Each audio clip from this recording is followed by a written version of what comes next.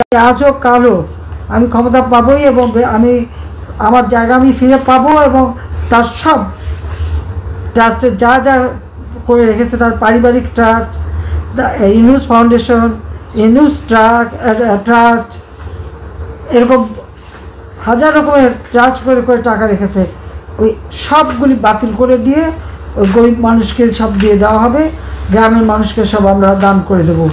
এটাই হচ্ছে মানে আমার প্রতিজ্ঞা। আর আমি যেটা বলি আমি সেটা আমরা করবো ইনশাল্লাহ। এটা বেঁচে যখন আছি তখন আমি করবই। এই বিধবাদের টাকা, স্বামী নিগৃহীতদের টাকা, প্রতিবন্ধীদের টাকা, মুক্তিযোদ্ধাদের টাকা, যত ভাতা, এই সব টাকাগুলি কিন্তু এরা চুরি করে খেয়েছে, মেরে দিয়েছে আর সব পাচার করেছে। এর পাই পাই হিসাব আমরা নেব।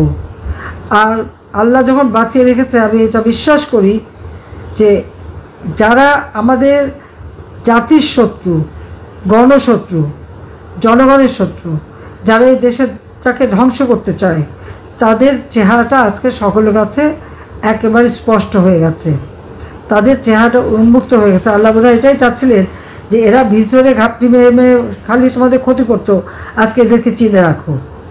কাজে আল্লাহ সেটা চিনিয়ে দিলেন। গরিবরে খাবার দেবে না, মানুষকে ভাতে মারবে, কৃষককে মারবে, শ্রমিকরে কাজ কেড়ে নেবে, শ্রমিকরে মারবে, আর এদিকে নিজেরা মোটা টাকা বানিয়ে বসে আছে। কেউ 100 কোটি টাকা নিজে চিন্তাই করতে পারে না।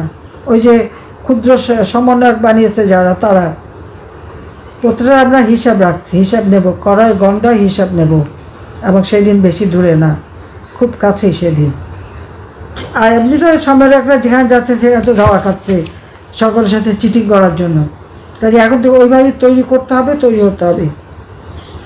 যারা আমাদের নেতা কর্মীকে হাত দিয়েছে একটা করে ছাড়বো না। আর মামলাটা কোনো সীমা পরিসীমা নাই। প্রথমে দিল খুনের মামলা, এখন হচ্ছে দুর্নীতির মামলা।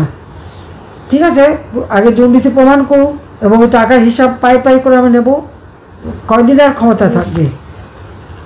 আজকে এদের বিরুদ্ধে সবাইকে মিলে প্রতিরোধ গড়ে তুলতে হবে, এবং যারা এদের সাথে আছে এখনও, এবং যারা ঘর বাড়ি দোকানপাট ব্যবসা বাণিজ্য পুড়িয়েছে, যারা মানুষকে হত্যা করেছে, আমার নেতাকর্মী হত্যা করেছে, এবং কৃষকের শ্রমিকের ক্ষতি করেছে, সাধারণ খেটে খাওয়া মানুষের ক্ষতি করেছে, এদের বিরুদ্ধে সবাই এখন থেকেই প্রতিরোধ গড়ে তুলতে হবে। এখনই সময়। কোনো কেউ কারো হুকুমের অপেক্ষা রাখবে না। যে যেখানে আছে সে যারা কাজ করছে সে সেখানেই নেতা। কোন নেতা কি বলবে না বলে ওটা আশা থাকলে হবে না। যে যেখানে আছো সে সেখানেই নেতা। কাজে তার দায়িত্ব নিজে পালন করবে, মানুষকে জনগণকে সাথে নিয়ে, আমাদের আর কেউ নাই, আমাদের আছে জনগণ। এই জনগণকে সাথে নিয়েই প্রতিটি জায়গায় ইচ্ছা মতো এদের শিক্ষা দিতে হবে। কাজে এটাই আমার নির্দেশ। হ্যাঁ, এখন আবার দল ভাঙারও চেষ্টা করছে, বা আওয়ামী লীগ ওরকম ভাঙলে কিছু হয় না। আওয়ামী লীগ হচ্ছে হীরার টুকরা, যত কাটে তত জলে। আমি তো ছোটোবেলা থেকে দেখলাম কতবারই তো ভাঙলো কাটলো, কী হলো?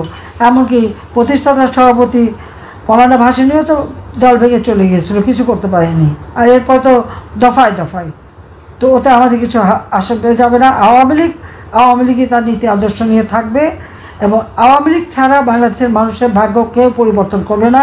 আওয়ামী লীগ ছাড়া মানুষের সাথে কেউ থাকে না, এটা হলো বাস্তবতা। আজকে নিশ্চয়ই বাংলাদেশের মানুষ সেটা হায় হায় টের পাচ্ছে।